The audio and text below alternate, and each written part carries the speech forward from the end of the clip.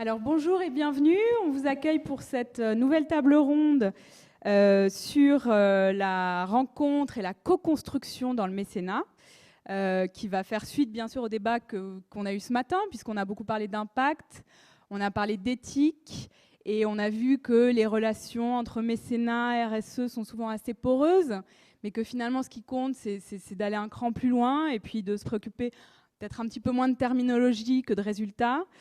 Je pense que cette table ronde vient à point nommé, puisque la co-construction, justement, on est dans une notion qui montre à quel point les disparités se gomment, aussi bien entre la RSE et le mécénat qu'entre le porteur de projet et son mécène, ou du moins on essaie de les gommer, comme on va le voir avec nos intervenants. Et justement, aujourd'hui, pour parler de cette co-construction dans la relation de mécénat, on accueille 5 intervenants, pas moins de 5. On va commencer par monsieur Yannick Blanc. Yannick Blanc a été haut fonctionnaire au ministère de l'Environnement, puis au ministère de l'Intérieur. Ensuite, vous me corrigez si je commets des fautes, directeur de cabinet de Jean-Paul Huchon au Conseil régional d'Île-de-France. Et depuis 2012, vous êtes préfet du Vaucluse, mais aussi président de la Fonda. Et c'est à ce titre que vous intervenez. Donc vous devez certainement, pour certains, connaître la Fonda, qui est cette association reconnue d'utilité publique, qui est le laboratoire d'idées du secteur associatif. Son objet, c'est de valoriser et de renforcer la contribution des associations à l'intérêt général et à la vitalité démocratique en France. Donc les thématiques actuelles de la Fonda, et la présentation sera complète, ce sont la transformation des modes d'engagement, l'exigence démocratique, les nouvelles dynamiques territoriales, et puis bien sûr la place des associations dans la société civile. J'accueille également Isabelle Depré-Bixio, qui est directrice et cofondatrice de la fondation Laborie en Limousin. Vous avez été longtemps conseillère en gestion des entreprises culturelles auprès du ministère de la Culture, puis vous avez créé, et vous dirigez aujourd'hui, la fondation Laborie en Limousin, qui est un site culturel dont vous nous parlerez un petit peu plus longuement tout à l'heure, qui est un site culturel qui est dédié à la musique et aux arts. Elle est située à Solignac, donc dans la Haute-Vienne, dans le Limousin. Et ce projet est particulièrement intéressant. Il se démarque par sa volonté très forte d'associer le projet de la Fondation au développement économique local, donc avec un ancrage territorial très fort, comme va nous le montrer Isabelle tout à l'heure. Et puis vous avez reçu un Oscar amical, je crois. Oui, absolument. Dans les années, alors moi non plus, je ne me souviens plus de la date exactement, mais c'était la première fois que l'Amicale créait un Oscar pour les clubs d'entrepreneurs. Et nous avons eu le premier Oscar des clubs d'entrepreneurs, je pense que c'était en 1996. D'accord. Donc bienvenue également Isabelle. Ensuite, nous accueillons également Jacques-Étienne de Tserclas, qui est le président et fondateur de l'agence du don en nature. Vous avez été ancien directeur général d'Euromarché. Vous avez été senior partner chez PricewaterhouseCoopers et président du conseil de surveillance de cette même société. Actuellement, vous êtes administrateur indépendant chez Altran et Rémy Cointreau. Et surtout, vous êtes président et fondateur de l'Agence du don en nature. Alors l'Agence du don en nature, je pense que c'est une structure qui n'est pas inconnue à vos oreilles. C'est l'équivalent dans le non-alimentaire de la banque alimentaire. C'est-à-dire que l'association collecte des produits neufs qui n'ont pas été vendus auprès d'industriels afin de les redistribuer à un réseau d'associations étendu, puisqu'il y a environ aujourd'hui 350 associations qui bénéficient de ces produits dans des domaines tels que l'insertion, l'emploi, le logement. Donc on parle de produits qui sont vendus par des supermarchés, d'hygiène, d'entretien, mais aussi des jouets, de l'habillement, du petit électroménager. Donc, Monsieur de Tserclas va nous parler plus tard de sa relation avec ses partenaires qui sont au cœur du projet, puisque, comme vous l'aurez compris, le mécénat en nature fonde complètement cette démarche. Oui, je voudrais simplement préciser que ce qui nous intéresse à l'Agence du don en nature, c'est de venir en aide aux 9 millions de personnes qui sont au-dessus du seuil de pauvreté chez nous en France, un peu comme le fait les banques alimentaires. Donc notre mission sociale, c'est vraiment de s'occuper des 9 millions de personnes. Il se trouve qu'on travaille en relais avec le tissu associatif qui lutte contre l'exclusion et qui font un travail admirable. Merci. Ensuite, Florence Rodet, que certains d'entre vous connaissent certainement, qui est la secrétaire générale de la Fondation RATP. Florence Rodet est en outre responsable de la mission RSE de ce même groupe, ancienne inspectrice principale de la jeunesse et des sports. Elle a été conseillère au cabinet de Jean-François Lamour, à l'époque où il était ministre de la Jeunesse et des Sports, et donc aujourd'hui secrétaire générale de la Fondation. Alors la Fondation, vous la connaissez sans doute, c'est une fondation qui se veut au cœur du lien social, qui a réorienté récemment son action vers la promotion du respect de la ville pour permettre aux citadins de mieux vivre ensemble autour de 3 axes: le lien et l'entraide, l'égalité des chances et l'accès à la culture et à l'éducation. Le soutien de la Fondation, vous nous en parlerez tout à l'heure, il est aujourd'hui essentiellement dirigé vers des petites structures, plutôt des petites associations. Et enfin, parmi nous, Jean-François Rambicure, qui est le président de 1001 Fontaines. Donc Jean-François Rambicure, après 27 ans de carrière chez Accenture, dont 17 comme associé, s'est engagé dans la philanthropie chez 1001 Fontaines, mais aussi chez Planète Finance, on s'en parlait tout à l'heure. 1001 Fontaines est une structure qui part du constat qu'aujourd'hui, dans le monde, 1,5 milliard de personnes n'a pas accès à une eau correcte, une eau potable, saine, que, vous me le disiez également, 90% des maladies sont transmises par l'eau. Et 1001 Fontaines a mis en place un projet très innovant, puisqu'il permet à des opérateurs locaux d'utiliser des stations de purification d'eau selon un modèle économique qui est assez intéressant et que nous présentera M. Rambicure tout à l'heure. Donc voilà, j'ai fait mon tour de table. Sans plus tarder, on va commencer à rentrer dans le vif du sujet et à parler de ce qu'est cette fameuse co-construction, qui est un terme qu'on entend de plus en plus souvent et dont on ne sait pas très bien ce qu'il recouvre. Mais en tout cas, on sait que c'est un idéal qui émerge dans ce secteur du mécénat.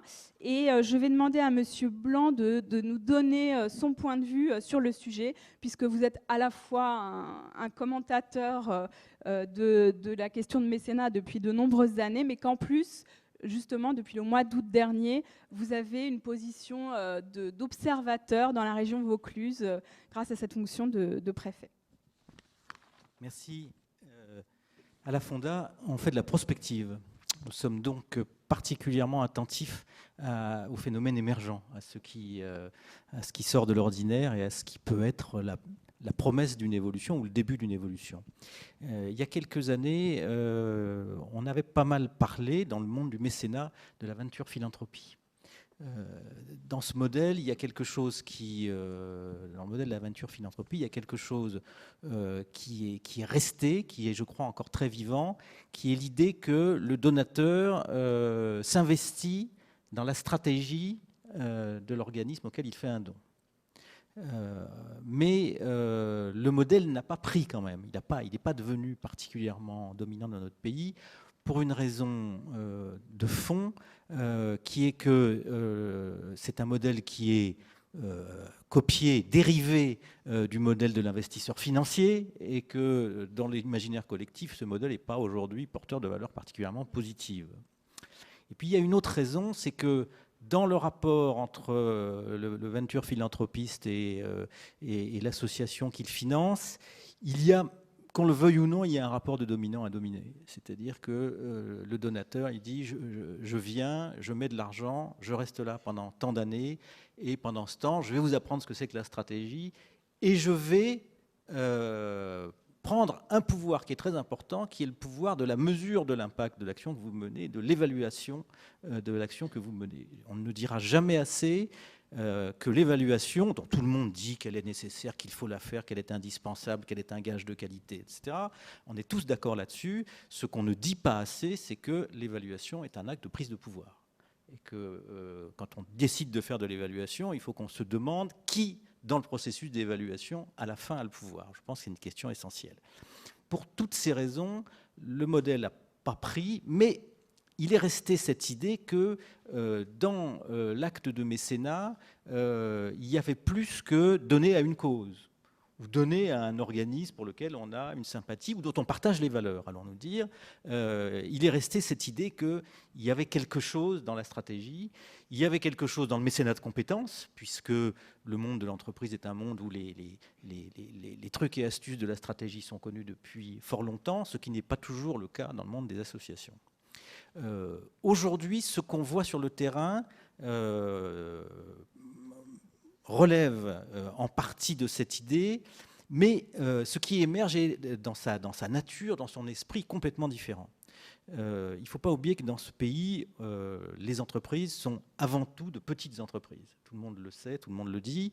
Quand on est sur le terrain, on est frappé de ce phénomène et du fait que, à la différence de l'image un peu mythologique que nous avons du mécénat à l'américaine, entre guillemets, le philanthrope n'est pas un personnage dominant de la scène sociale. Le philanthrope, le chef d'entreprise, celui qui veut s'investir dans un problème d'intérêt général, il est au milieu de la société. Ce que j'observe sur le terrain, donc de plus en plus, ce sont des situations dans lesquelles les donateurs, qu'ils soient à titre personnel ou à titre d'entreprise, et les bénéficiaires du don sont dans un dialogue stratégique. Et ce qui rend possible le dialogue stratégique, le plus souvent, c'est l'appartenance à un même territoire.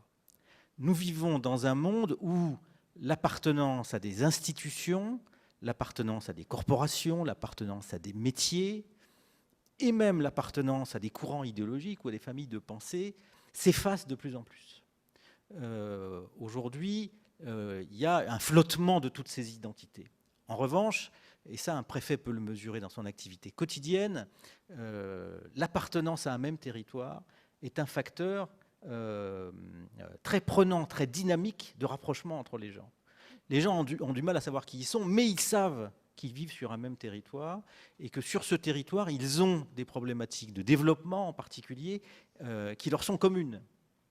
Si vous prenez une agglomération comme celle d'Avignon, où vous avez des quartiers d'habitat social qui sont dans une situation extrêmement difficile, avec des taux de chômage très élevés et des niveaux de qualification extrêmement bas des jeunes, opérer la rencontre entre les centres sociaux, l'ensemble des associations qui agissent dans ces quartiers, et des chefs d'entreprise, de petites entreprises, qui sont à la fois confrontés dans leur vie de citoyens aux dégâts du chômage et confrontés dans leur vie de chef d'entreprise à la difficulté à recruter des gens, vous voyez assez facilement se dessiner un intérêt stratégique commun sur l'insertion des jeunes, sur l'apprentissage, sur ces phénomènes-là.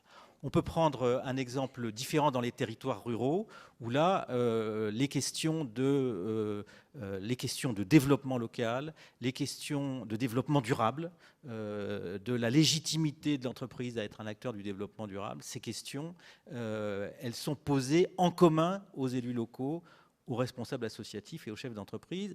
Et j'ajoute qu'à cette échelle de territoire et dans ces sociétés, il n'y a pas, si vous me passez l'expression, de gap sociologique entre un élu local, un président d'association et un chef d'entreprise. Ils n'appartiennent pas à des univers sociaux très éloignés les uns des autres. Ce sont des gens qui sont quelque part dans la classe moyenne. Ils n'appartiennent plus, parce que c'est vrai qu'on a quand même beaucoup parlé de deux mondes assez différents qui se rencontrent. Ces mondes-là ont disparu. Le monde de la bourgeoisie de province, le monde des notables, ces mondes-là ont disparu ou sont en voie de disparition. Aujourd'hui, un élu, cadra ou quinquagénaire, un président d'association jeune retraité, un chef d'entreprise qui est dans ces tranches d'âge-là, même s'ils ont des niveaux de revenus un peu différents, d'abord, ce n'est pas toujours le cas, et de toute façon, ils appartiennent à une même société avec des références culturelles qui sont communes. Et cette situation-là, de vie en commun sur un territoire, parfois d'intérêts stratégiques communs, dans les finalités de l'entreprise, de l'association, de la collectivité locale, ça crée une situation dans laquelle on se retrouve avec des intérêts communs à partager et la recherche d'une vision stratégique commune. Il y a 50 ans, quand on voulait entreprendre une action collective, on créait une institution. Aujourd'hui, sur un territoire donné, quand les gens veulent entreprendre une action collective, ils se mettent autour d'une table et la première chose qu'ils disent dans une réunion, ils disent, l'expression habituelle, c'est ils parlent de leur casquette, de la casquette qu'ils ont, ou de leur double casquette, etc. Et puis ils la retirent. Et ils disent, mais je ne suis pas là en tant que représentant de mon institution, je sors de mon institution pour rentrer dans ce collectif qui va s'animer autour d'un projet. Ce changement de comportement, c'est un changement de culture dont il faut mesurer la profondeur. Alors je conclus. Est-ce que j'ai parlé de mécénat dans tout ça? Oui, bien sûr. Parce que la relation de mécénat, elle est très profondément transformée par ce climat. Et elle va amener, de la part des financeurs, bien sûr, toujours, les ressorts fondamentaux sont là. Le partage des valeurs, l'intérêt pour une cause, la volonté d'être présent dans une société et d'avoir sa place dans la construction de l'intérêt général. Tout ça est vrai. J'ai toujours pensé que ce qui était essentiel pour déclencher le don ou l'acte de mécénat, c'était le moment où les regards se croisent. Ça, c'est toujours vrai. La dimension humaine des choses n'a pas changé. Mais il y a de plus en plus la volonté d'être dans un travail de projet partagé et de stratégie. Et ça change pas mal l'état d'esprit des choses. D'accord. Et alors, du coup, je vais me retourner vers Florence Rodet en tant que secrétaire générale de la Fondation RATP. Je ne sais pas si vous avez d'autres casquettes aujourd'hui, mais c'est à ce titre-là que vous intervenez. Est-ce que vous, en tant que bailleur, vous vivez la situation que Yannick Blanc est en train de décrire? Est-ce que vous percevez, effectivement, je l'imagine, compte tenu de votre objet, cette dimension territoriale forte et je dirais même cruciale dans cette nouvelle donne dans les relations de mécénat, et comment ça se traduit? Écoutez, en fait, bien sûr que du point de vue du mécénat, on le ressent, on est même au cœur de toutes ces transformations, puisqu'on les vit avec les acteurs avec lesquels on travaille quotidiennement. Et pour en revenir à la question du territoire, je partage complètement ce que vient de dire Yannick Blanc. Et c'est d'autant plus vrai dans une entreprise comme la nôtre, la RATP, qui est une entreprise qui agit sur des territoires, qui dessert des territoires. Le bus passe devant le pas de la porte des gens. Ce n'est pas quelque chose qui est extérieur à leur contexte de vie, à l'endroit où ils vivent, où ils envoient leurs enfants à l'école, où ils font leurs courses, etc. Donc on est complètement imprégné de cette logique et de cet ancrage territorial. Donc c'est très très vrai. En revanche, si vous me le permettez, je vais peut-être lâcher un tout petit peu le territoire pour en venir et apporter un éclairage du point de vue de l'entreprise par rapport à la dimension de la co-construction et puis du mécénat d'entreprise. En fait, dans une entreprise comme la RATP, qui est mon entreprise, donc là je ne quitte pas ma casquette, quel est le sujet quand on fait du mécénat d'entreprise? En fait, la question, c'est la manière dont vous arrivez à créer de la valeur. Alors, cette valeur, elle ne s'exprime pas forcément économiquement, ce n'est pas notre objet, mais de la valeur sociale ou sociétale. Et ça suppose un certain nombre de choses. C'est le but même d'une fondation d'entreprise de créer cette valeur ou de parvenir à la créer. Et le sujet, c'est quoi? C'est premièrement d'être en capacité de sélectionner des projets qui ont du sens par rapport à votre politique de mécénat, d'entreprise. C'est deuxièmement de voir comment accompagner les partenaires que vous avez retenus. Et c'est en ça qu'il y a effectivement un déséquilibre dans la question de la co-construction du partenariat, parce que le déséquilibre, il est initial, il est fondamental. Mais donc, c'est la manière dont vous faites fructifier, dont vous aidez le projet à se développer. Et le troisième élément dans la création de valeur, c'est une fois que vous avez fait ce que vous pouviez faire tout seul de votre point de vue, c'est comment vous vous mettez avec d'autres pour faire grandir encore plus le projet, parce que vous y avez intérêt. Plus le partenaire que vous avez accompagné, sélectionné, amène son projet loin et haut, plus la fondation d'entreprise qui, derrière, a noué le partenariat avec celui-ci, y a intérêt. Et je pense que c'est un des éléments, en fait, de l'enjeu de la co-construction en matière de mécénat. Et après, il me semble qu'il y a 2 autres éléments qui interfèrent du point de vue de l'entreprise.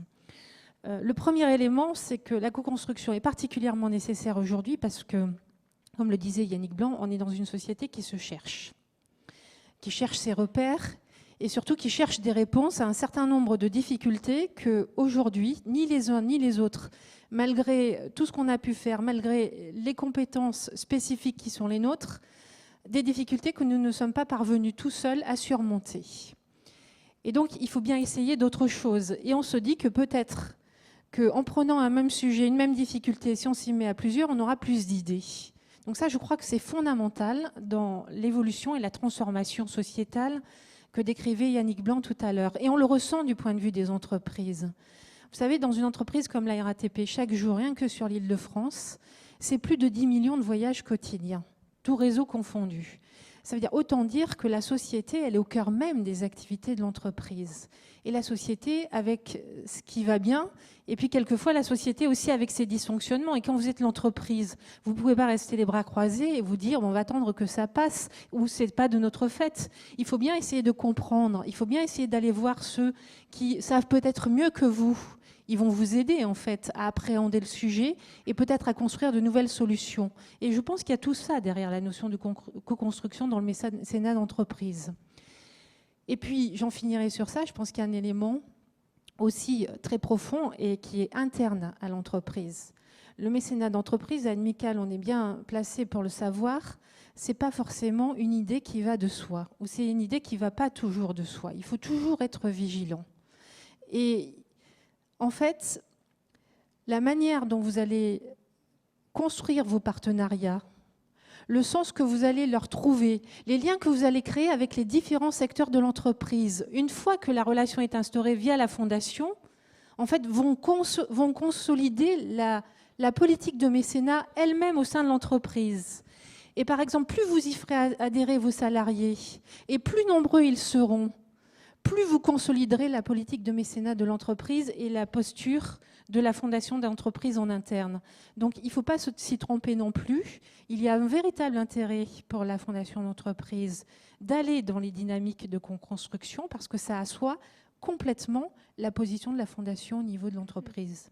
Oui, je pense que certains des intervenants, je voyais que ça vous démangeait, notamment Monsieur de Tserclas, de réagir et de rebondir là-dessus, parce que c'est vrai qu'on va y revenir, mais il y a des illustrations concrètes, et parmi les porteurs de projets qui sont là aujourd'hui, je pense qu'on a des illustrations très, très, très concrètes de ce qui vient d'être dit. Simplement, moi, je voudrais juste vous poser une question avant de faire parler les porteurs de projets.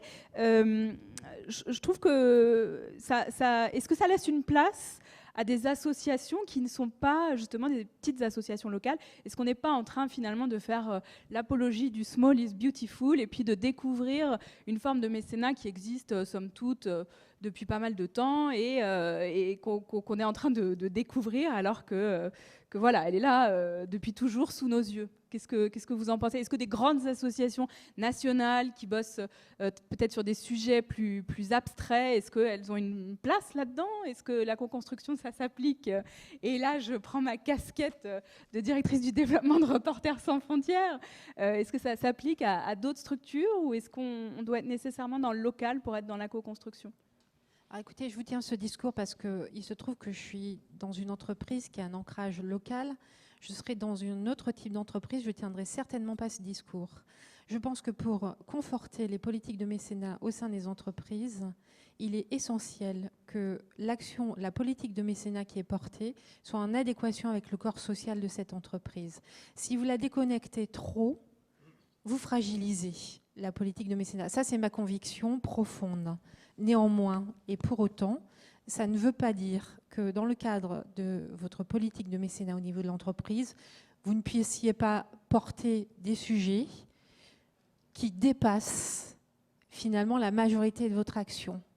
Ça laisse une place, il faut conserver cette souplesse, ça laisse une place pour sortir des sentiers battus, ça je pense que c'est un élément qui est très important, et quelquefois pour aller sur des partenariats qui sont un peu plus structurants du point de vue du territoire, plus nationaux, voire plus internationaux. Et c'est comme ça que vous voyez assez régulièrement la RATP, ou via sa fondation, ou directement via l'entreprise, s'associer à des causes qui sont beaucoup plus larges. L'un n'empêche pas l'autre. Néanmoins, dans le cœur de votre politique de mécénat, il faut vraiment rechercher cette adéquation avec le corps social. Et chez nous, il se trouve que cette adéquation, on la retrouve au travers de 2 éléments. Le premier élément, c'est l'ancrage territorial local. C'est la raison pour laquelle les projets que nous soutenons sont essentiellement des petits projets locaux de proximité. Et puis, le deuxième élément, c'est l'adhésion des salariés et du coup la cohésion que vous allez pouvoir organiser et créer autour des causes que vous soutenez. Ça, ce sont les 2 éléments principaux et qui sont spécifiques à notre entreprise. D'accord. On va rentrer tout de suite dans un cas très concret de co-construction. Et Isabelle, j'aimerais que vous nous parliez de la Fondation Laborie en Limousin pour nous expliquer comment vous vivez tous les jours, parce que je pense que s'il y a un exemple très réussi de co-construction qui met en valeur effectivement cette dimension d'ancrage territorial, et puis on va le voir, d'effets positifs sur l'économie locale, vous en faites partie. Voilà. Merci. Oui, je suis très heureuse d'intervenir sur cette notion de co-construction, puisque je dirige un projet culturel dans un territoire qui s'appelle le Limousin depuis maintenant 26 ans. Et je peux dire que depuis 26 ans, ce projet ne s'est développé que par la co-construction. Alors, qu'est-ce que ça veut dire, la co-construction? Là, je n'ai pas parlé tout de suite de mécénat. Nous avons développé notre projet culturel depuis l'origine en co-construction avec tous nos partenaires. Pas uniquement le monde économique, mais le monde des collectivités territoriales, le monde économique, le monde des individus, le monde de la recherche. L'ensemble des partenaires était pour nous important. Alors, la co-construction, c'est avant tout une attitude. La première chose, c'est quand on va voir un partenaire, quel qu'il soit, c'est pas tiens, j'ai un projet, où est-ce que tu es prêt à me soutenir? C'est plutôt qu'est-ce qu'on a envie de créer ensemble. Je crois que c'est totalement fondamental, parce que de cette attitude-là entraîne évidemment le devenir même de la collaboration. C'est vrai pour le mécénat, mais c'est aussi vrai pour les collectivités et les autres partenaires. La deuxième chose, c'est qu'une fois qu'on s'est dit qu'est-ce qu'on a envie de créer ensemble, il faut voir aussi la zone d'intérêt réciproque, la zone d'interaction. Il n'est absolument pas question que quelqu'un ait plus d'intérêt que l'autre. Tant qu'on n'a pas trouvé l'intersection de l'ensemble, c'est un peu plus difficile. Donc ça, c'est la deuxième chose. Et la troisième chose, c'est que de ce type d'attitude poussent tous les jours d'autres projets. C'est-à-dire que ça ouvre vraiment un potentiel des possibles tout à fait exceptionnel. Voilà.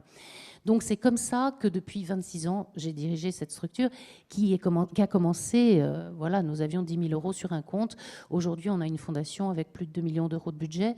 Ça s'est fait très progressivement. Voilà. Je ne me souviens pas avoir demandé de l'argent à quelqu'un.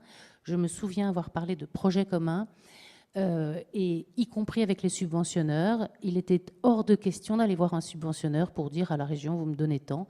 Ce qui nous intéresse, nous, c'est un cahier des charges commun, qui est donc un cahier des charges commun, donc tout le monde en a envie. Et à partir du moment où cet intérêt réciproque est déterminé, évidemment, ça change complètement la donne, que ce soit sur un territoire ou même que ce soit dans n'importe quelle autre action en dehors du territoire.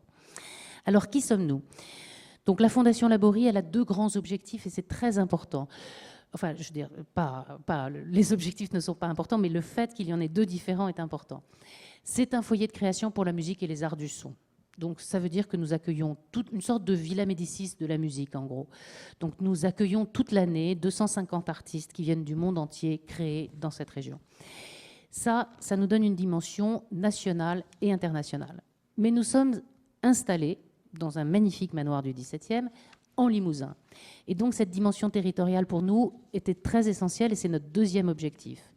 C'est comment est-ce qu'à partir d'un foyer de création artistique, on peut développer, comment un foyer de création artistique est-il source du développement territorial et du développement plus général d'une société. Et donc à partir de ce moment-là et à partir du moment où on a cette attitude, évidemment, nous allons co-construire avec l'ensemble des partenaires. Nous réunissons des gens qui croient que la création artistique est encore source d'une société bien pensée. C'est encore beaucoup de choses. Voilà. Alors concrètement, justement, comment ça se traduit. Concrètement, je vais vous raconter deux histoires qui ont été des éléments fondamentaux de notre histoire. La première chose, c'est qu'au moment où il a été question d'acheter ce lieu, eh bien donc les partenaires publics ne voulaient pas soutenir cet achat. Et donc, nous avons fait appel au mécénat d'entreprise. Et c'est à ce moment-là que nous avons créé, il y a 14 ans, notre club d'entrepreneurs. Donc, nous l'avons créé avec des entrepreneurs, bien sûr, qui avaient envie de développer la musique, de participer à une action collective. Mais nous l'avons vraiment, développé parce que nous avons tout de suite, donné une dimension et l'envie aux entreprises d'être dans le développement territorial. Donc, en Limousin, nous avons 750 000 habitants. 750 000 habitants, c'est tout petit. Donc, notre club ne pouvait pas réunir que des grands. Nous avons donc voulu que ce club réunisse toute personne. Il y a la TPE, la PME, la grosse entreprise, et notre club réunit tout le monde. Nous avons voulu qu'il soit inscrit dans la durée, parce qu'un travail de fond, ça se fait dans la durée. Nous lui avons donné des missions, et ce n'est pas un club uniquement qui finançait, c'est un club avec lequel nous réfléchissions et nous coproduisions du développement territorial. Donc les entreprises qui venaient avaient envie de se rapprocher du monde de l'art pour dire comment on crée ensemble un développement territorial différent. Alors ça se passait de façon collective ou de façon individuelle. Mais les 50 entreprises qui sont dans notre club, toutes les 50 croient au développement territorial par la culture et sont sûres qu'on peut inventer un développement territorial différent. Je voudrais prendre un deuxième exemple parce que celui-là, il me tient encore plus à cœur. Très récemment, nous avons voulu développer un projet de jardin. Donc nous restaurons sur les 14 hectares autour du château de la Borie, nous restaurons un jardin avec 3 dimensions. La première, il fallait que ce soit un jardin qui soit en cohérence avec notre projet, donc un jardin qui se découvre par l'oreille, il s'écoute.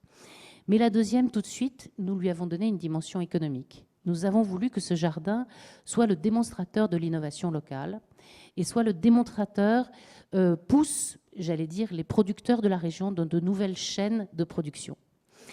Donc les créateurs qui ont fait la lutherie paysagère de ce jardin ont eu pour mission de vraiment faire un projet de démonstration de l'innovation territoriale. Et nous travaillons avec une trentaine d'entreprises de la région qui toutes vont pouvoir développer des nouvelles chaînes de production à l'intérieur de ça. Là, c'est de l'intérêt réciproque bien pensé.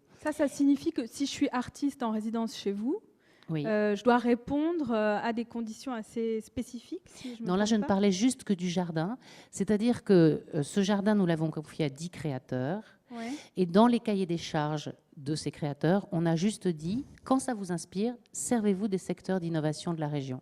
Et à ce moment-là, donc, nous avons créé une interaction entre les deux. Ils n'étaient pas obligés, mais donc, du coup, le projet devient un vrai démonstrateur de l'économie locale dans lequel tout le monde tire son compte. Et puis la troisième chose, on s'est dit, un projet comme celui-là, il n'y en a pas tellement, enfin il y en a un tous les 10 ans en France. Bien sûr, l'économie nous soutient, mais on voudrait aussi que les individus nous soutiennent. Et c'est à ce moment-là qu'on s'est dit, comment est-ce que ce projet pourrait être, comment les Limousins pourraient s'approprier ce projet.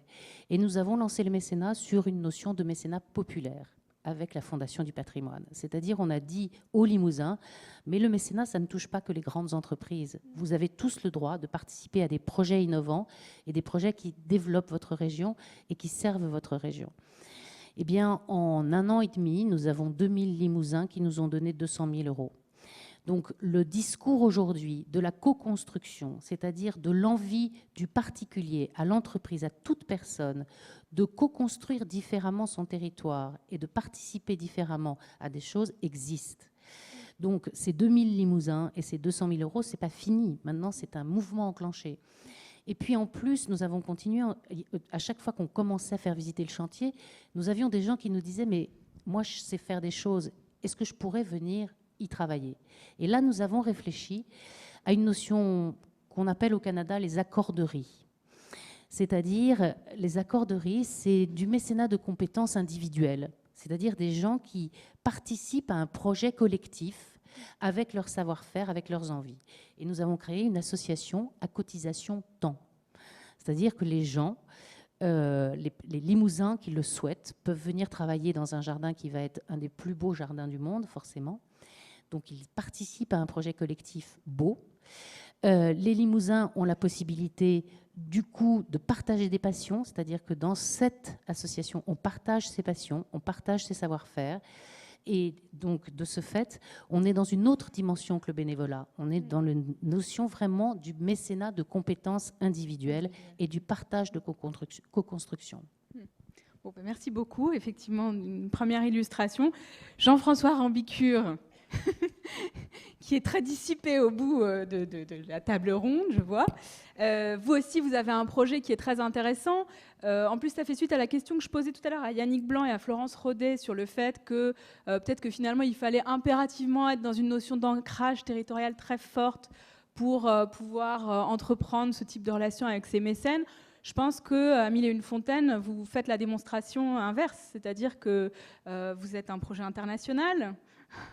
Et pour autant, vous avez réussi à impliquer des mécènes selon un casting très particulier dont vous allez nous parler dans cette aventure. Non, c'est vrai que notre projet dépasse la notion de territorialité géographique, c'est clair. Par contre, alors on peut retrouver au sens large des questions de territorialité quand on parle de convergence de valeurs, convergence d'intérêts, de domaines d'action et de domaines économiques, et puis ensuite de convergence autour d'un niveau de professionnalisme et de principes de fonctionnement. Donc ce sont des territoires virtuels en l'occurrence. Oui, alors juste en 2 mots, est-ce que vous pouvez nous parler de Mille et une fontaines, des compétences que vous avez réussi à mobiliser et de la manière dont vous les mobilisez au sein de l'association ? Oui, on va essayer. Rapidement. Aussi rapidement que vous pouvez. Non, nous on part du principe que c'est pas parce que les gens sont pauvres qu'ils n'ont pas droit au meilleur des compétences et au meilleur niveau de qualité des ingénieries. Donc ce qu'on attend de nos partenaires, et les fondations d'entreprise doivent jouer un rôle d'intermédiaire, c'est qu'elles puissent mobiliser le meilleur de leurs compétences, le meilleur de leur réseau, le meilleur de leur savoir-faire, pour nous aider à ingénierer un projet qui soit avec le meilleur impact, la meilleure pérennité et donc la meilleure qualité de fonctionnement, même si on parle d'économie de centimes et pas d'économie de millions d'euros. Donc on veut appliquer aux gens très pauvres qu'on veut servir une ingénierie qui soit de très haute qualité. Donc on a besoin du meilleur des entreprises qui nous aident et sur une longue durée, puisque un partenariat doit s'inscrire sur la longue durée si on veut avoir une action d'impact qui dure. Et donc les fondations d'entreprise ont un rôle d'intermédiaire. Et la territorialité, j'allais dire, elle est virtuelle. Mais quelqu'un a dit le plus loin et le plus haut vont nos partenaires, mieux on se porte. Ben, nous, on est dans cette idée de partager une ambition avec des entreprises. Et donc, on veut un partenariat. Donc, derrière, on applique ces règles. On travaille avec des entreprises qui ont les mêmes valeurs que nous. On travaille avec des entreprises avec lesquelles on a une convergence d'intérêts. On a besoin de leurs compétences, on a besoin d'images, on a besoin de développer elles-mêmes des compétences sur les territoires dans lesquels on est, dans lesquels elles ne sont pas. Et puis des principes de fonctionnement, une gouvernance qui soit transparente et qui permette de faire fonctionner le partenariat sur la durée. Vous pouvez nous donner un exemple concret de partenariat ? Je sais que vous avez de nombreux mécènes, je suis sûre qu'il y en a peut-être dans la salle. Bah oui, je ne sais pas lesquels sont dans la salle, donc je ne sais pas lesquels je vais décevoir si je ne parle pas d'eux, mais bon, il y en a un certain nombre. Donc on travaille pas mal avec Danone, qui est bien connu autour de Danone Communities, puisqu'on est le deuxième projet qui a été signé par Danone Communities après le projet Gramine Danone à Beaugras autour des yaourts. On est le premier projet eau de Danone, et donc on travaille toujours régulièrement. Ça fait maintenant 6 ans qu'on travaille en partenariat avec Danone, avec un mécénat de compétences très riche et important pour nous, avec des retours qui soient en termes de compétences, d'exploration de domaines nouveaux, d'opérations d'image. Et donc, c'est un exemple concret. Alors, Accenture, Veolia sont d'autres exemples qu'on souhaite sur lesquels on compte beaucoup, Fondation Mérieux, sur lesquels on compte beaucoup et qu'on veut continuer de développer et d'amplifier. Et donc, c'est des partenaires que vous impliquez dans la gouvernance de votre projet et dans quelle mesure vous le faites ? Clairement, en l'occurrence, je n'ai pas tout... clairement, on les implique dans notre stratégie, ils font partie de notre stratégie, ils font partie de notre gouvernance, sont invités permanents au conseil d'administration, on est dans une transparence totale sur les comptes, la stratégie, la façon de fonctionner, les enseignements, les erreurs, les succès. Et donc, ils sont avec nous au quotidien et on partage avec eux les fruits des choses qui nous ont aidés à faire, leurs résultats, leurs enseignements. Et on travaille sur la durée avec eux, et en profondeur sur la façon dont on fonctionne et tous les enseignements qu'on peut en tirer. Jacques-Étienne de Cerclas, vous aussi, vous impliquez vos partenaires dans la gouvernance de votre association ou dans la définition du projet. Ils occupent une place importante à l'Agence du don en nature. C'est-à-dire qu'on a beaucoup de partenaires. Je voudrais dire 2 mots sur les différentes formes de mécénat que nous avons. Et ce que nous sommes. D'abord, nous sommes une start-up sociale, c'est-à-dire que nous avons démarré ex nihilo il y a 4 ans avec une poignée d'optimistes, d'entrepreneurs sociaux, et avec cette logique toute bête, en se disant on ne peut pas laisser 400 millions d'euros de produits neufs, non alimentaires, détruits chaque année parce que ce sont des obsolètes marketing, parce que ce sont des queues de promotion. Je vous rappelle que la plupart des entreprises françaises on renouvelle leur catalogue en 3 ans, donc, parce que c'est l'innovation qui fait avancer les choses. Donc ce qu'on a voulu, c'est créer quelque chose qui puisse récupérer ces produits afin de pouvoir les donner aux 9 millions de personnes qui sont en dessous du seuil de pauvreté. Et on a voulu le faire en utilisant les outils du 21e siècle, c'est-à-dire mettre ça sur Internet et avoir un site de e-don, si vous voulez. Donc, pour revenir à ce que disait Yannick Blanc tout à l'heure, dès le premier jour, on a voulu avoir un dialogue stratégique avec les différentes formes de mécénat que nous avons. Or, dès le premier jour, on a voulu, avec les autres personnes avec qui nous avons créé ça, avoir à la fois du mécénat de compétences, du mécénat produit et du mécénat financier. Du mécénat de compétences, pourquoi ? Parce que c'est un formidable accélérateur d'impact. Quand vous pouvez appuyer sur des juristes dont c'est le métier en mécénat de compétences, des comptables dont c'est le métier en mécénat de compétences, des fiscalistes, etc., y compris même des hommes de communication, ça nous permet, c'est tout bête, mais nos comptes au 31 décembre, ils étaient finés au 30 janvier, ils étaient certifiés en février, notre assemblée générale a eu lieu le 20 mars, et notre rapport annuel, il est là. Merci Altavia, qui est en mécénat de compétences, parce que c'est un projet qui les tient à cœur. Donc, mécénat de compétences, mécénat financier, on voulait être tout de suite sur Internet, si vous voulez, c'est-à-dire que les produits soient accessibles aux associations qui luttent contre l'exclusion dont ils s'occupent, qu'ils puissent les commander sur Internet. On a eu un accélérateur d'impact, là encore, avec un partenariat financier avec Coca-Cola, où on a été chercher l'argent à Atlanta, mais la fondation Atlanta a trouvé ça intelligent. Et bref, pour la faire courte, grâce à ça, ça a financé la première version du site. Et quand vous parlez de co-construction et donner des ailes, ou plutôt, ils ont même été plus loin parce que, vous savez, l'informatique, ça marche jamais, donc on tâtonne, on fait ce qu'on peut. Hein. Et puis, il y avait beaucoup de bugs sur notre site au début. Eh bien, la V2, là encore, Coca-Cola nous a aidés et a poursuivi l'effort.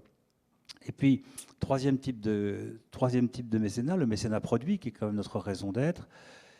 Des gens comme Seb, comme L'Oréal, ont été dès le premier jour, ont adhéré à ce projet, et ça nous a permis quelle que soit la forme de mécénat, de co-construire. Alors, vous parliez gouvernance. En fait, on s'aperçoit que les gens ne veulent pas être directement impliqués dans la gouvernance au quotidien. En revanche, nous avons chaque année, 2 petits déjeuners par an avec l'ensemble de nos partenaires mécènes, où on fait un point où on en est, où on va, quels sont les enjeux que nous avons. Et puis, on a une fois par an et on l'a eu la semaine dernière à la Chambre de commerce, qui a été notre partenaire, on rassemble tout le monde, à la fois les 350 associations qui sont le lien de notre mission sociale, puisque c'est eux qui s'occupent de 9 millions de personnes, et puis l'ensemble des partenaires. Évidemment, tout est en ligne, les comptes, tout est... Mais on les utilise beaucoup plus, si vous voulez, en co-construction, en matière de conseil d'orientation, si vous voulez. Quand on a des doutes, des interrogations, parce qu'au-delà des personnes morales avec qui sont des noms prestigieux, l'important, et je crois que c'est vous qui le disiez tout à l'heure, Florence, c'est la qualité de la relation individuelle que vous construisez avec la personne physique qui est votre interlocuteur au quotidien, que ce soit le magasinier qui va vous envoyer les stocks chez Seb, chez L'Oréal ou chez Procter, ou que ce soit la juriste qui va s'occuper de tel dossier que vous lui avez communiqué. Alors voilà comment, en 2 mots, on co-construit. On essaie de s'inscrire en fonction, je crois que c'est vous qui disiez tout à l'heure, que la co-construction, c'est une attitude. Mais il faut être très à l'écoute de nos partenaires mécènes, parce qu'en fonction de la manière dont ils sont organisés, par exemple, Seb, ils ont une journée des bénévoles chaque année à leur siège. On va à cette journée des bénévoles, il y a 100 ou 200 personnes. Et ça nous a d'ailleurs permis, quelqu'un quand il a vu ça, l'ancien président de Tefal, il a dit « ton truc, c'est vachement bien, est-ce que je peux t'aider à trouver des donateurs produits ?» Voilà, comme ça c'est...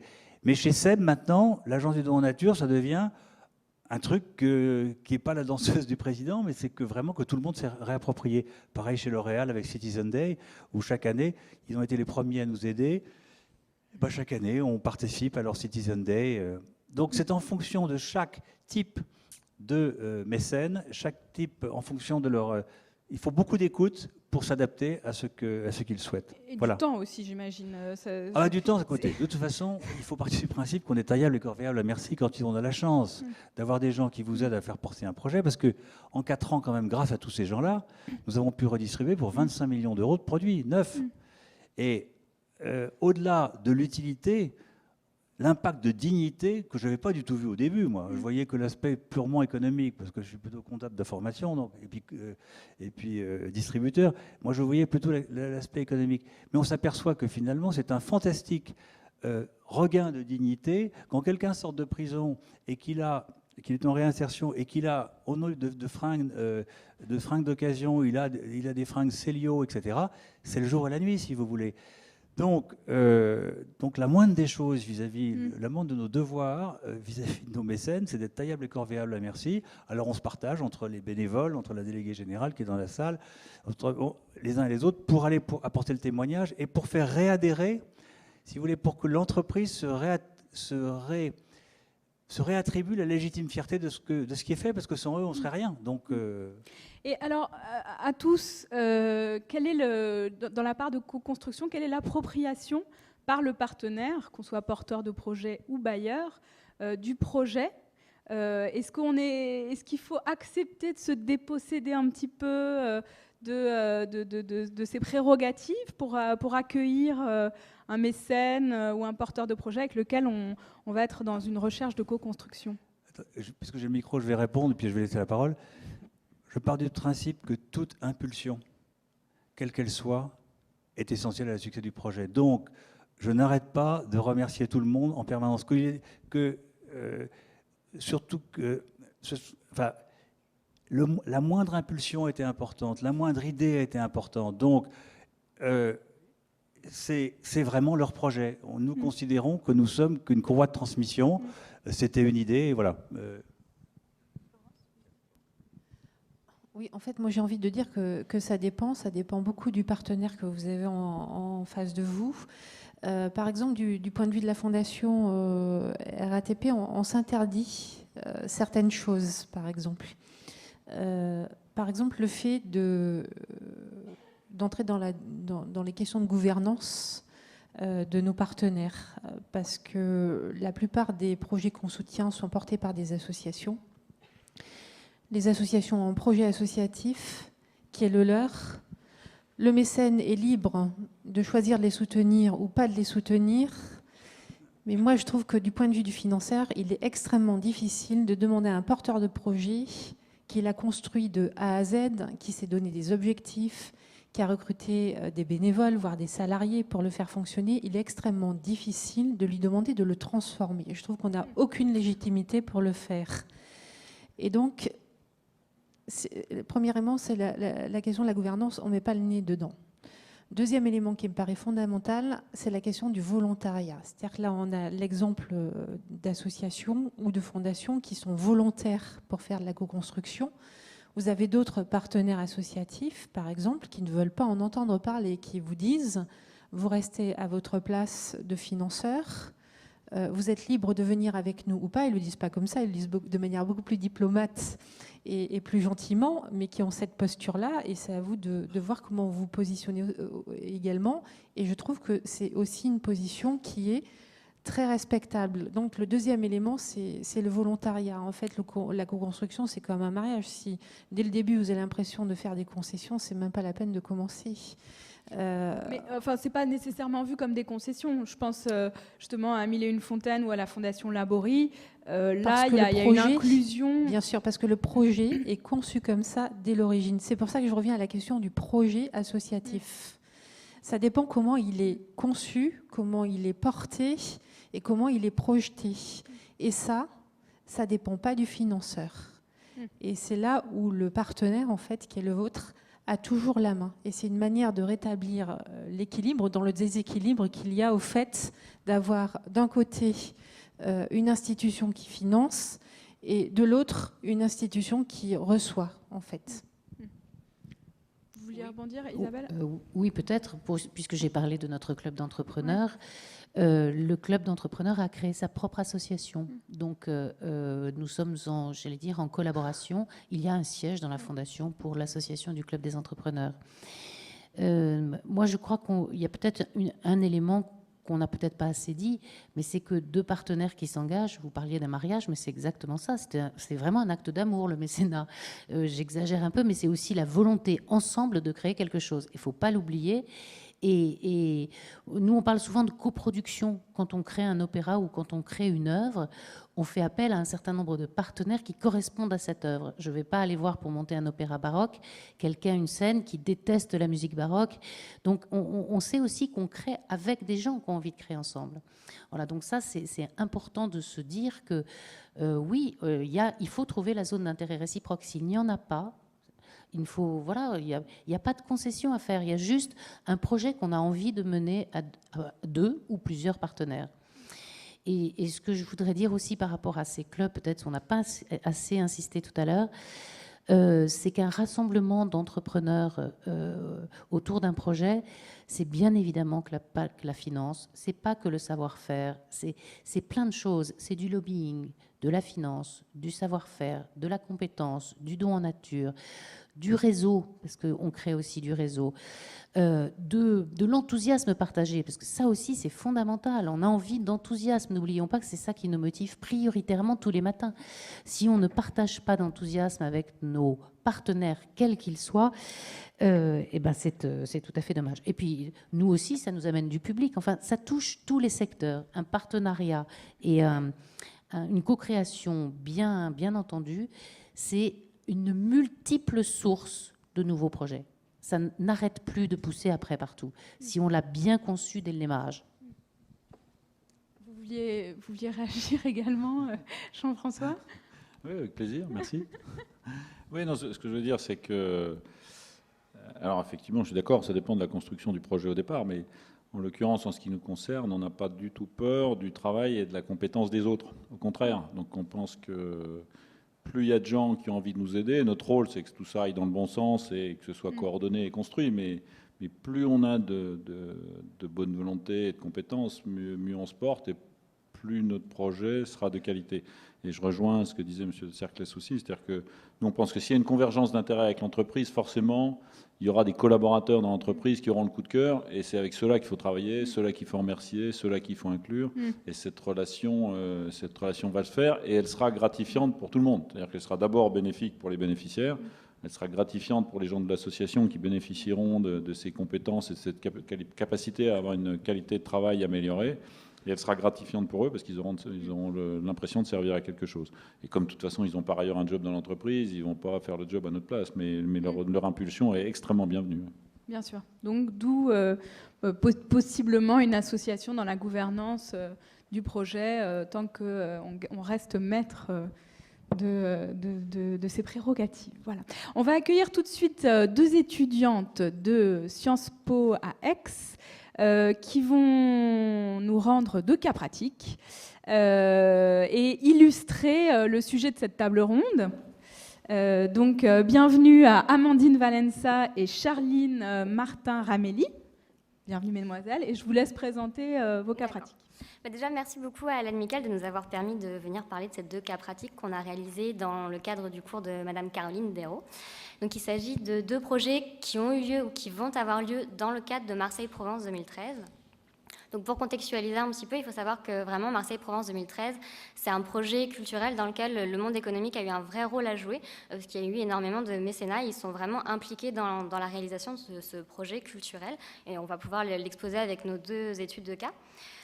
Et l'association Marseille-Provence 2013 a eu un rôle central en fait dans la réalisation de ces 2 projets notamment, parce qu'elle a fait le lien entre l'entreprise et l'artiste à chaque fois.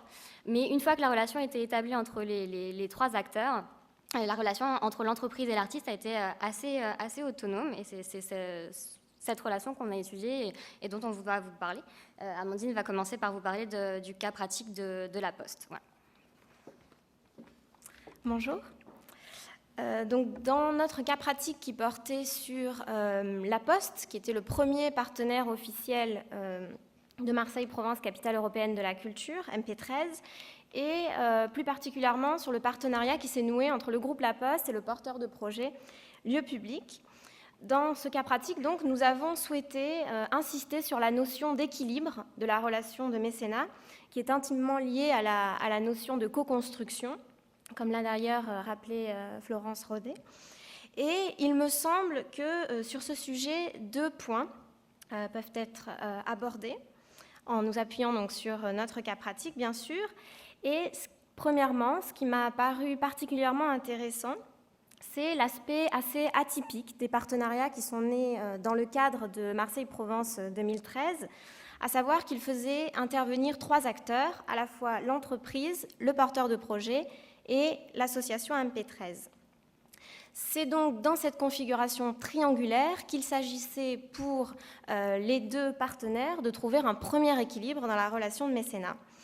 Et dans le cas de La Poste et de Lieu Public, la relation s'est construite en amont de MP13. Les 2 acteurs se connaissaient avant et il existait déjà cette volonté de travailler ensemble.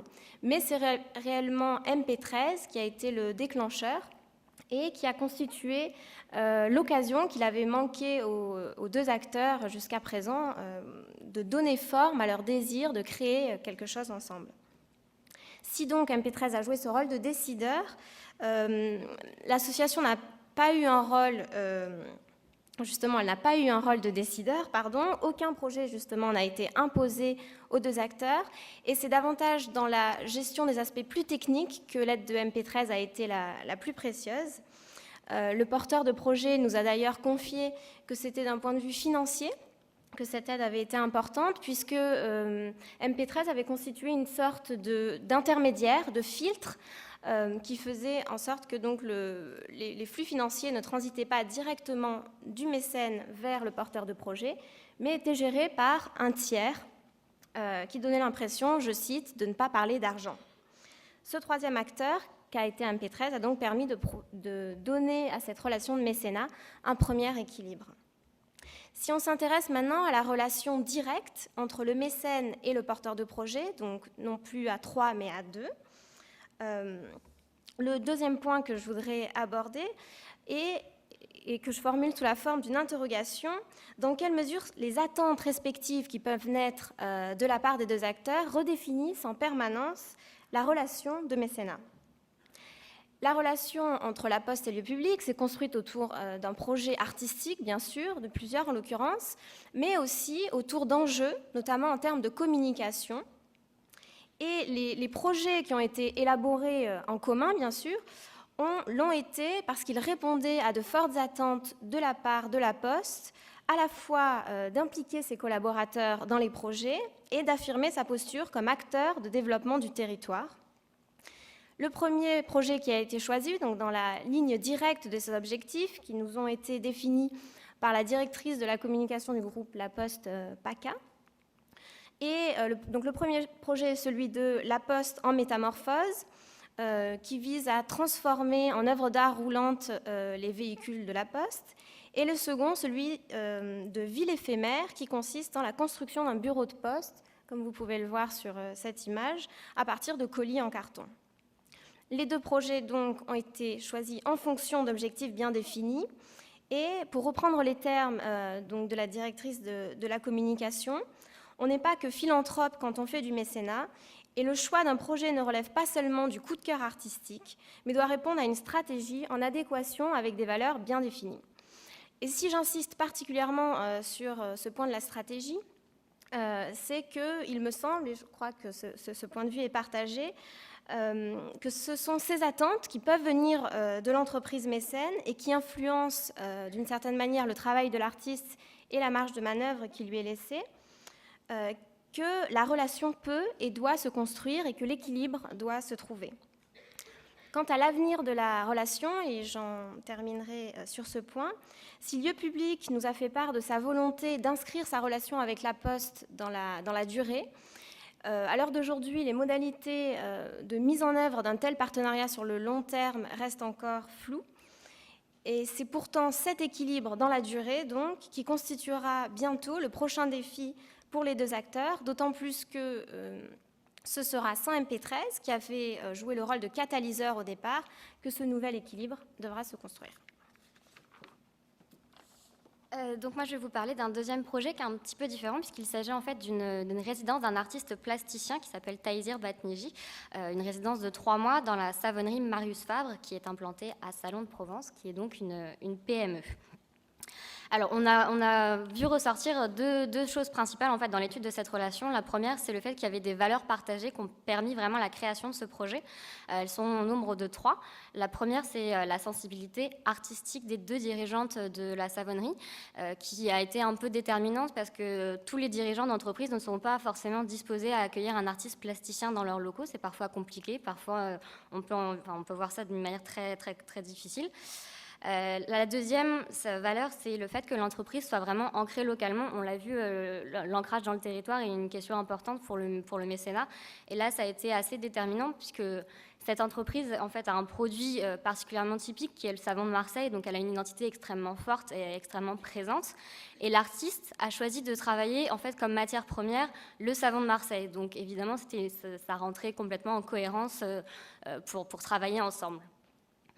De plus, en fait, on a vraiment vu que l'ancrage local était important parce qu'au cours du projet, la ville de Salon de Provence en fait, a décidé de s'impliquer dans le projet alors qu'elle n'était pas invitée au départ et a proposé une aide logistique et notamment un logement à l'artiste durant sa résidence. Et ils ont décidé de faire une exposition de ses œuvres qui va avoir lieu à partir de mai 2013 à Salon de Provence. Donc, il y a vraiment eu une importance du territoire dans ce projet.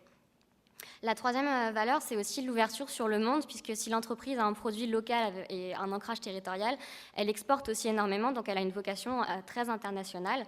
Et ça rentre en cohérence en fait, avec le projet de l'artiste qui utilise la Déclaration universelle des droits de l'homme, et notamment l'article 13 qui parle de la libre circulation des personnes. Donc il a réalisé une œuvre en savon où était gravé l'article 13 de la Déclaration universelle des droits de l'homme. Donc ça rentre vraiment en cohérence entre les valeurs de l'entreprise et les valeurs portées par l'artiste dans son projet. La deuxième idée phare qui est ressortie de cette relation de mécénat, c'est l'apprentissage mutuel. Parce que si les valeurs permettent de créer un projet, pour son succès, il faut qu'il y ait un vrai échange entre les deux. Et on peut imaginer que c'est compliqué quand le monde de l'usine rencontre le monde d'un artiste contemporain. On peut imaginer le choc que ça peut être. Et pourtant, ça s'est assez bien passé. D'abord parce qu'il y a eu une médiation en amont, puisque les salariés ont reçu un livret des œuvres de l'artiste pour pouvoir appréhender un petit peu son travail. Et ensuite, lors de la résidence, il y a eu vraiment beaucoup d'échanges parce qu'évidemment, l'artiste était sur le lieu de production des salariés, donc il y avait un échange quotidien. et un apprentissage mutuel. D'abord parce que l'artiste n'avait jamais travaillé le matériau du savon, donc il a eu besoin de faire appel au savoir-faire des salariés pour réaliser sa création artistique, donc ça a été un vrai échange très important. Et de l'autre côté, de la part des salariés, ils ont pu voir le travail quotidien d'un artiste qui leur a permis d'avoir un nouveau point de vue sur leur propre travail de production. Donc on peut dire que ça a été un vrai succès sur ce point-là. Et on peut dire donc sur ce projet que voilà, si les valeurs partagées permettent la création d'un projet, c'est vraiment l'échange mutuel et l'apprentissage qui permettent son succès. Merci beaucoup, bravo. Merci. Oui, non, c'était une conclusion. Merci d'applaudir ces étudiantes qui ont travaillé notamment sous l'égide d'Admicale, si je ne me trompe pas. Tout à fait. Oui, de Laure Chaudet. Et ce que je trouve très intéressant dans le choix de vos 2 cas pratiques, c'est que finalement, c'est des opérations à chaque fois qui sont très ponctuelles. Alors, on a cherché à mettre beaucoup en avant la pérennité que peut recouvrir les partenariats qui se situent dans une logique de co-construction. Là, c'est des opérations plus ponctuelles, toujours de petite dimension, et qui se situent bien dans la... Venez vous installer, je vous en prie. Dans la logique, je ne sais pas si certains des intervenants veulent rebondir sur ces cas pratiques, mais ce que j'aimerais, puisqu'il ne nous reste plus beaucoup de temps pour conclure cette table ronde, ce serait peut-être qu'on aborde quand même la difficulté, on s'en parlait avec Florence Rodet, la difficulté de mettre en place une relation de co-construction. Je pense que pour tout le monde, c'est quand même un travail. En tant que collectrice de fonds, donc je change de casquette, je pense que c'est presque, d'ailleurs ça peut s'apparenter à une technique de collecte de fonds, comme aujourd'hui on parle beaucoup de l'approche grand donateur, etc. Donc voilà, d'impliquer un mécène davantage pour le fidéliser. Grâce à cette table ronde, on voit qu'évidemment qu'il y a d'autres aspects positifs dans une relation de co-construction, mais ça veut dire qu'il faut être outillé, ça veut dire qu'il faut se professionnaliser aussi en interne. Qu'est-ce que vous en pensez ? Allez-y, je vous en prie, Isabelle. Je crois que c'est évident que la co-construction, ça prend du temps, que la recherche de partenaires, quel qu'il soit, ça prend du temps, évidemment. Mais on gagne beaucoup de temps à penser en amont, c'est-à-dire à faire en sorte que qu'on n'aille pas voir des dizaines de partenaires qui n'auraient pas la possibilité de... Justement, voilà. Quand vous rencontrez des partenaires potentiels, vous sentez un écho, c'est difficile à mettre en place, ça dépend peut-être... il y a un travail en amont qui est quand même assez important à entreprendre. Alors c'est vrai que maintenant à la Fondation Laborie, nous avons quelqu'un qui est en charge, qui est dans la salle d'ailleurs, qui est en charge de la recherche de partenaires privés. Mais pendant très longtemps, c'était pris en charge par l'équipe. Et c'est là où la notion de rassemblement d'un club a beaucoup d'intérêt, c'est que ça se fait par partenaire de partenaire. Ce n'est pas toujours la même personne. C'est-à-dire que ces réseaux croisés sont aussi des éléments... ce sont les uns et les autres membres d'un club qui font fonctionner leur propre réseau. Et à partir du moment où on est rentré dans un projet qui a du sens et que l'on fait avec des entreprises, eh bien, le cercle vertueux se développe tout seul. Voilà. Ouais, d'accord. Donc on est effectivement dans une logique de cercle concentrique, mais cette rencontre, elle doit quand même... c'est vrai que quand on a un projet comme, par exemple, 1001 Fontaines, l'Agence du don en nature, on a des objectifs, et la Fondation Laborie aussi, on a tous des objectifs à atteindre, on n'a pas forcément le temps d'attendre le grand amour de la relation de mécénat. Voilà. Non, mais je crois qu'on n'a pas le choix. Il faut prendre le temps, il faut être persévérant, il faut être opiniâtre, loin des yeux, loin du cœur. Et puis, ça met du temps. Entre le premier, on a calculé avec notre délégué général, Stéphanie Goujon, qui est dans la salle, qu'entre le premier contact que nous avons avec un donateur produit et le moment où la première livraison a lieu, il se passe quasiment 9 mois. Vous voyez, c'est comme pour vous. Ça me parle. Oui. Et après, je prends le cas d'un de nos partenaires. Au début, c'était un semi-remorque de produits tous les 4 mois. Maintenant, c'est 9 semi-remorques par mois. Donc tout ça s'installe tout ça s'installe. Il faut être très persévérant. Il y a rien n'est pire que l'indifférence. Il faut informer en permanence. on n'a pas le choix. On n'a pas le choix. Et cultiver la relation, parce que, et comme disait tout à l'heure quelque part, c'est de l'enthousiasme. C'est de l'enthousiasme partagé. J'ai adoré cette formule. C'est de l'enthousiasme partagé. On a plaisir à les rencontrer. Ils ont plaisir. Et puis on avance. Mais voilà. À Mille et une Fontaines, vous avez quelqu'un qui s'occupe de la relation avec les mécènes? Ah ben tous. On s'occupe tous, puisque moi je voudrais rappeler ce qu'on fait. Hein. Donc on crée des petites entreprises dans les villages très pauvres. Donc la mission sociale est remplie selon les théories du professeur Younous par un opérateur local qui vit de sa mission sociale, c'est-à-dire il produit de l'eau et il gagne sa vie avec. Nous, ce qu'on apporte, c'est un modèle de franchise, c'est-à-dire on apporte les meilleures pratiques, on apporte les meilleurs savoir-faire, les meilleures techniques pour que ce petit opérateur, qui est un homme très pauvre du village, il puisse gagner sa vie en aidant les gens de son village. Et donc, on est dans une logique de développement d'entreprise, de partenariat de business. Donc, sur la co-construction, il faut faire tout ce qu'on a dit, c'est-à-dire partager les enthousiasmes, être persévérant. Et après, derrière, on rentre dans des logiques de partenariat business très professionnels. Hein. Quand on est avec Danone, avec Accenture, on discute de combien de petits opérateurs, combien ils gagnent par an, combien ils font de bénéficiaires et d'impact. Et donc, on est dans une logique de création d'un modèle de franchise. On a aujourd'hui un peu plus de 100 000 bénéficiaires, on va en avoir plus d'1 million dans une dizaine de pays. Donc on est vraiment dans une logique de développement de business et de partenariat de business. Donc il faut la même chose que quand on est dans du purement philanthropique, mais en même temps, nous on est un projet qui a une vocation quelque part de développement sur un modèle économique, sans profit, avec pour seul objectif d'utiliser l'économie pour faire plus de bénéficiaires plus longtemps. Et vous, Florence, dans les relations que vous nouez avec des porteurs de projets, vous avez l'impression que c'est une dimension qui parfois est difficile à assumer, surtout vous qui travaillez avec des structures de taille moindre? C'est-à-dire qu'en fait, effectivement, la co-construction, c'est à la fois de l'enthousiasme partagé, et après, c'est de la professionnalisation derrière. Je crois que ça, il ne faut pas l'oublier. De la professionnalisation, y compris du côté du mécène, et peut-être même avant tout du côté du mécène, quand on a affaire à des petites structures qui quelquefois ne fonctionnent qu'avec des bénévoles.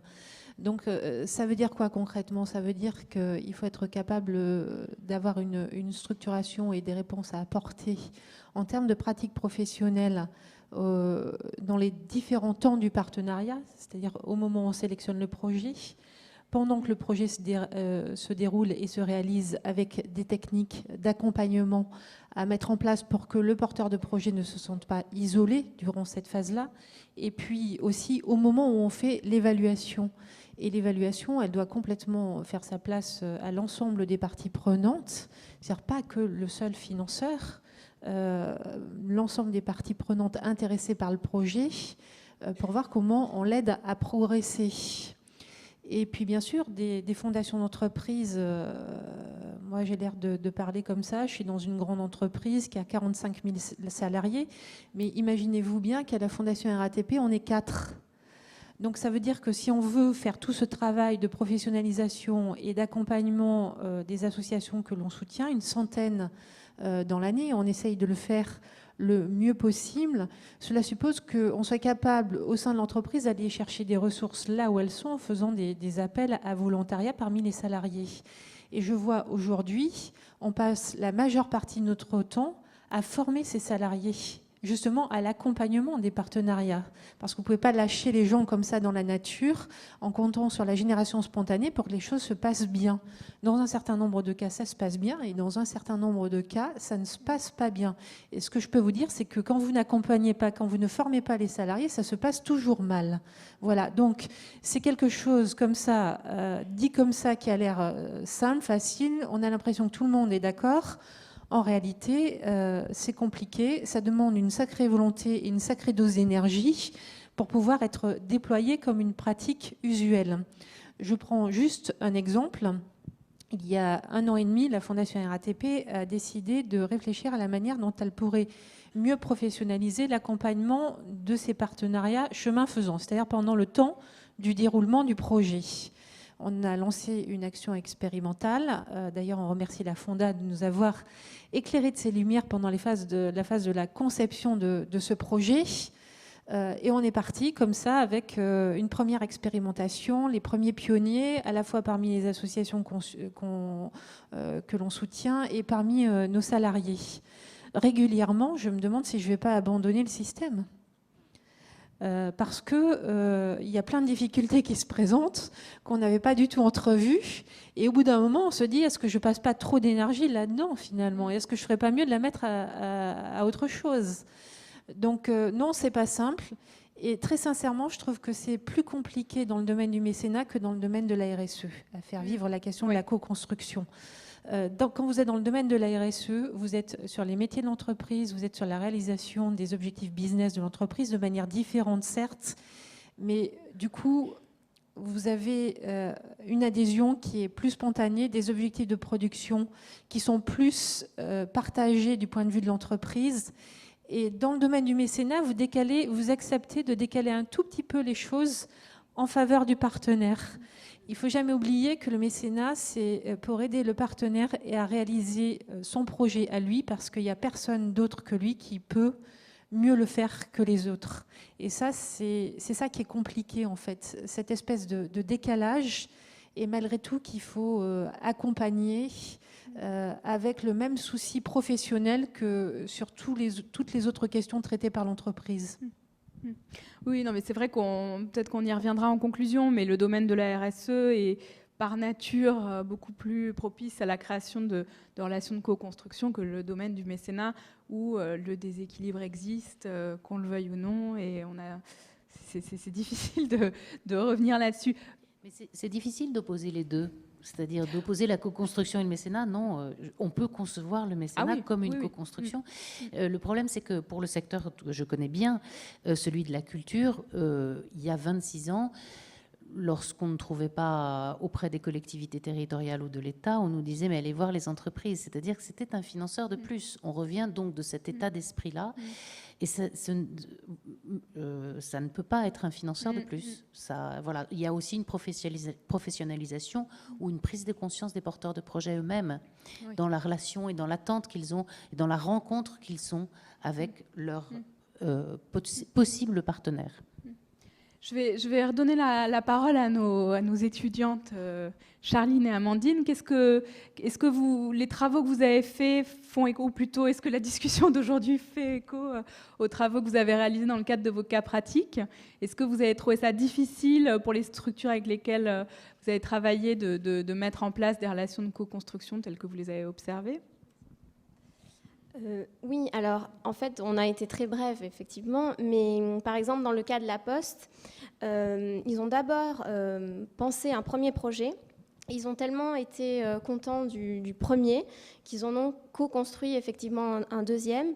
Et tant la Poste que le porteur de projet, qu'on a donc interviewé de manière séparée, nous ont bien précisé effectivement que chacun avait pu donner son avis, avec effectivement donc la Poste qui précisait qu'elle avait des attentes, le porteur de projet qui nous a affirmé que lui connaissait les attentes du groupe La Poste, et que la configuration est un peu particulière puisque nous on a interviewé le porteur de projet qui lui-même était en contact avec l'artiste, donc c'est encore plus particulier. Et je voulais rajouter une dernière chose que j'ai oubliée.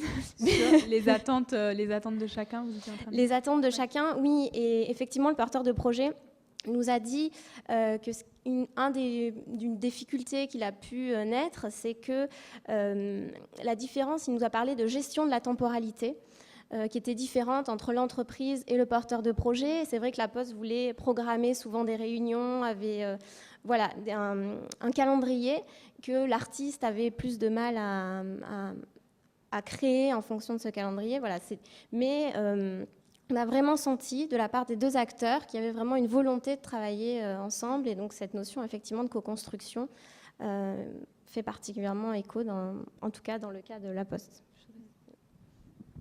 Dans notre cas à nous, c'est un peu plus particulier parce que c'est une résidence d'artistes, donc en soi, c'est forcément ponctuel, comme vous l'avez dit. Puis c'est dans une PME, donc elle ne peut pas avoir l'occasion d'accueillir des résidences d'artistes 5 fois par an, c'est pas possible. Donc la relation de co-construction est beaucoup plus compliquée, d'autant plus que ça s'est fait vraiment dans le cadre de Marseille Provence 2013, qui a un côté très éphémère, même s'ils essayent de l'ancrer effectivement dans de la continuité, parce que le but c'est un développement du territoire, mais c'est un côté très événementiel, parce que le but c'est d'en être aussi, donc c'est de participer au projet d'une certaine manière. Donc forcément la co-construction a été beaucoup moins présente. Ce qu'on a plus vu, nous, c'est effectivement la relation entre le mécène et l'artiste, qui n'est pas toujours facile, parce que c'est des mondes qui sont complètement différents, ils ont chacun leurs contraintes, et il faut faire avec, mais au final, les deux étaient contents, et c'était une première pour l'entreprise, le mécénat culturel, et à la fin, ils sont effectivement prêts à retenter l'expérience, donc c'est peut-être aussi comme ça que ça doit commencer, tout simplement.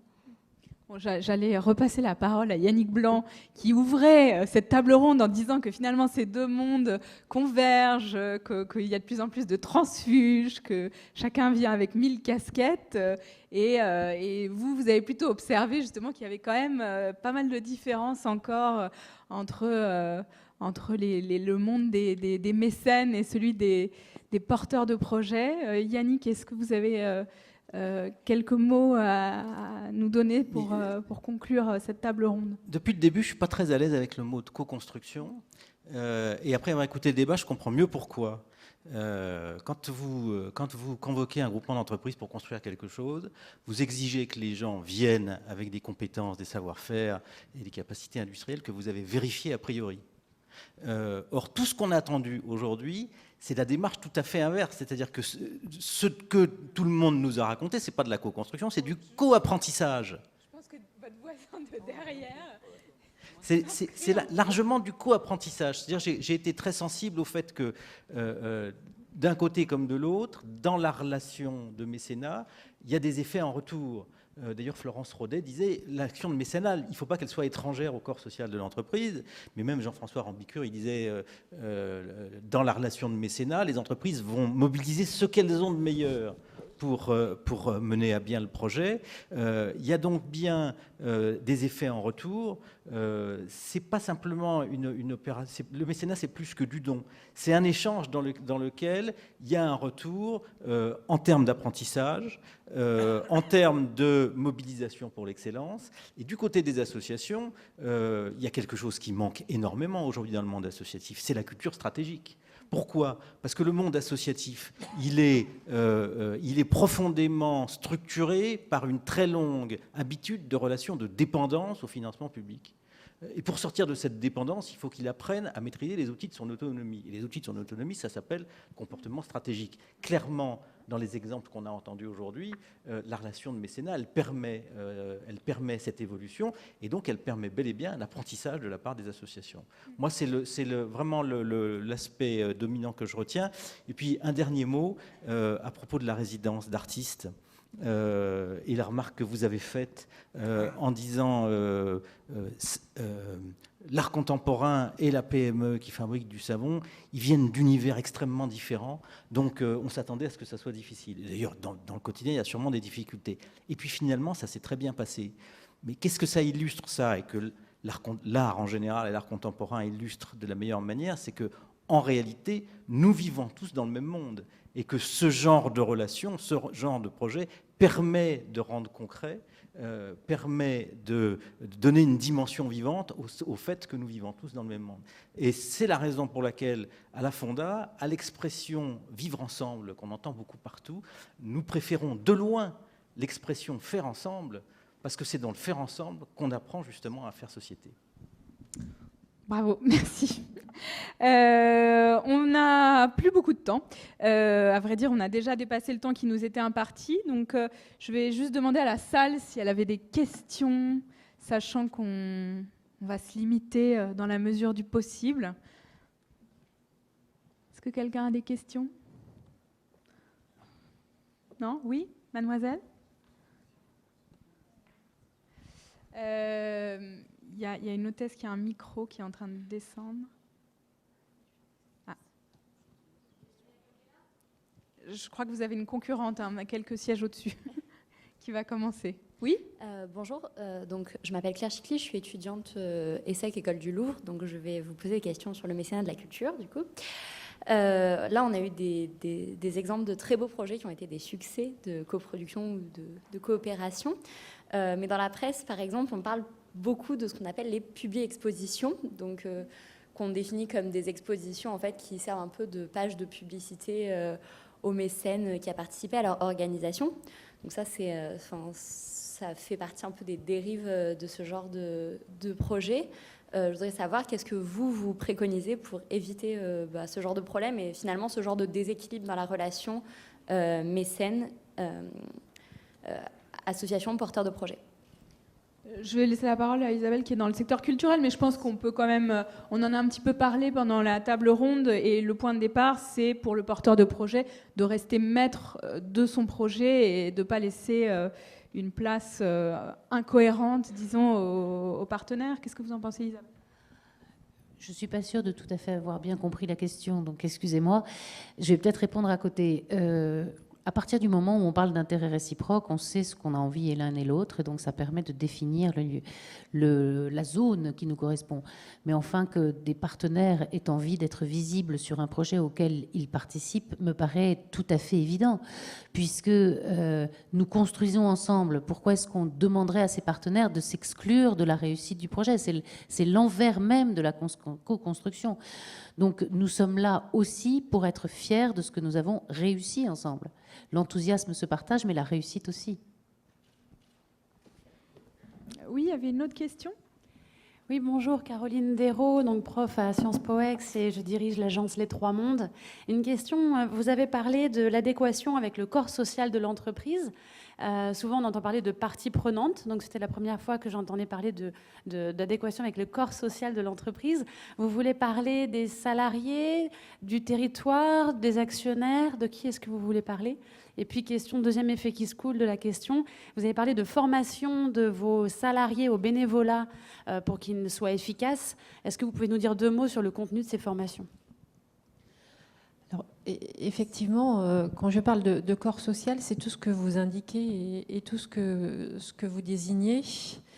Et simplement, ça fait sans doute écho au travail qu'on a dû effectuer. Et là, je me tourne vers mes collègues Sophie et Olivia qui sont dans la salle de repositionnement de notre fondation. On s'est rendu compte qu'à un moment donné, elle était partie loin, peut-être un peu trop loin, des attentes des salariés. Et donc, on a fait tout un travail d'écoute de ce qu'ils avaient à nous dire sur la manière dont ils voyaient leur entreprise, son rôle dans la société, par rapport non seulement à la profession qu'ils exercent au sein de l'entreprise, mais aussi par rapport aux valeurs qui sont les leurs à titre personnel. Et donc, on a fait tout un travail de recalage des actions de la Fondation, d'incarnation des objectifs que l'on poursuit et d'implication de nos salariés. Et à ce jour, en 6 ans, tout ce travail que nous avons effectué, qui s'est accompagné aussi par une présence sur le terrain dans ce que nous, on appelle les unités opérationnelles et les attachements à la RATP. Par exemple, l'année dernière, on a vu en direct 15 000 salariés de l'entreprise pour présenter les actions de la Fondation. Ça veut dire qu'on arrive le matin, à 5 heures du matin, à la prise de service dans les centres bus ou dans les terminus de métro, les corps de garde, pour expliquer pourquoi l'entreprise a une fondation, ce que nous faisons avec cette fondation, et surtout nous expliquons le fait que eux, salariés, peuvent y prendre toute leur place, soit parce qu'ils ont eux-mêmes des projets, soit parce qu'ils ont envie de réfléchir aux destinées de leur fondation, ou qu'ils ont envie de tester, développer des choses. Donc le corps social externe ne nous paraissait pas problématique, parce que je pense qu'on avait vraiment une fondation qui a toujours collé de très près à ce que la société nous renvoie, en fait. En revanche, on avait ce tout petit souci et ce décalage avec les salariés qui étaient apparus. Sur la question de la formation des salariés maintenant, en fait, nous avons mis en place au sein de la RATP et de la Fondation RATP un comité qu'on appelle le comité de sélection et d'évaluation des projets, qui est composé de 55 salariés au jour d'aujourd'hui, qui représente toutes les directions, toutes les filiales, et puis tous les métiers de l'entreprise, où on fait se croiser autant des membres de la direction générale que des représentants syndicaux, que des personnes ou des salariés qui peuvent être mainteneurs, par exemple, dans des ateliers de maintenance de la RATP. Et donc, ce sont ces personnes à qui nous confions un certain nombre de missions en fonction de leurs envies, en fonction de leurs possibilités. Et nous essayons de les former et surtout de les outiller, de les accompagner pour qu'ils soient à l'aise dans la relation qu'on leur demande d'instaurer avec les partenaires que l'on finance. Alors ça peut prendre différentes formes, et l'une des formes la plus aboutie que nous essayons de développer aujourd'hui, c'est de développer un système de parrainage qui en réalité est un système d'écoute qu'on propose de mettre en place auprès des associations que l'on finance. On s'en est fait rendu compte en les interrogeant, ces associations, que certes, quand elles viennent voir la Fondation RATP, elles attendent des financements, mais on s'est rendu compte que presque au même niveau, ce qu'elles attendent, c'est un accompagnement, et c'est le fait d'avoir en face quelqu'un à qui parler, qui puisse les aider dans leur activité associative. Et donc, on a mis en place un système expérimental. On a formé des salariés aux techniques d'écoute, parce que pour nous, il est hors de question de s'immiscer dans le projet de l'association, ça lui appartient. En revanche, le salarié, au travers des questions qu'il pose, va aider le dirigeant associatif à cheminer et va surtout l'aider à sortir de sa solitude. Parce que ce qu'on a constaté, c'est que sur les soutiens que l'on apporte sont des petites associations de territoire. Il y a souvent une très très grosse énergie pendant 3-4 ans, puis après les gens s'essoufflent vite parce que souvent, ils fonctionnent sur des petits nombres et ils n'ont pas toujours connaissance de tous les systèmes d'aide ou d'appui qui peuvent leur être apportés, que ce soit par les services de l'État, par exemple, ou par les collectivités locales. Et très vite, ils sont tentés d'abandonner. Donc l'objectif, c'est vraiment ça. C'est pour ça qu'on appelle ça le bénévolat de consolidation. L'idée, c'est de les aider au travers de cette posture d'écoute à se connecter avec les acteurs de l'accompagnement qui existent et qui sont nombreux, qui peuvent les aider à franchir des caps qui souvent sont difficiles au bout de la 3e ou 4e année. Cette formation est mise en place pour la partie sur l'écoute avec SOS Amitié, qui était l'un de nos partenaires et du coup qui, sur un autre projet, nous a aidé à co-construire. Et puis pour l'autre partie, avec une association qui s'appelle Le Rameau et qui intervient directement en formation auprès de nos salariés. Merci beaucoup. Je pense qu'on a largement dépassé le temps qui nous était imparti et j'espère que c'est bon signe. Je vous remercie de nous avoir écoutés et surtout je remercie nos intervenants d'avoir été présents, d'avoir partagé leurs expériences et leurs idées. Voilà.